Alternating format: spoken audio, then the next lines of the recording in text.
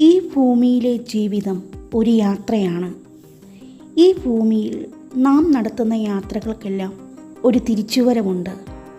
ആ യാത്രകളെല്ലാം ഒരു ദിവസം, ഒരു മാസം അല്ലെങ്കിൽ 2 വർഷം ഇങ്ങനെ തിരിച്ചുവരവുകളുള്ള യാത്രകളാണ്.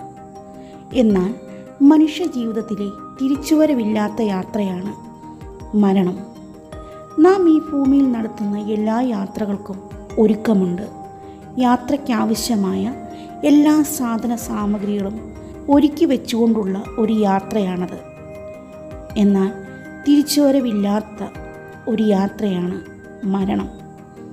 ആ യാത്രയ്ക്കുള്ള ഒരുക്കം നിങ്ങൾ നടത്തിയിട്ടുണ്ടോ? ആ യാത്ര അപ്രതീക്ഷിതമായ യാത്രയാണ്. സകല മനുഷ്യരും ആ യാത്രയ്ക്ക് ഒരുങ്ങിയേ മതിയാകും.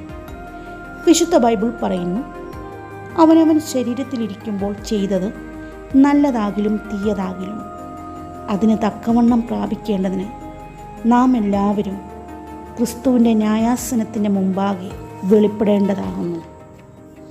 അങ്ങനെയെങ്കിൽ നിങ്ങളുടെ യാത്ര എങ്ങോട്ട്? നിത്യജീവനിലേക്കോ അതോ നിത്യനരകത്തിലേക്കോ?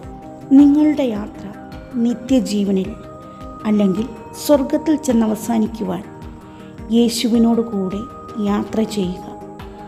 ദൈവം നിങ്ങളെ അനുഗ്രഹിക്കട്ടെ.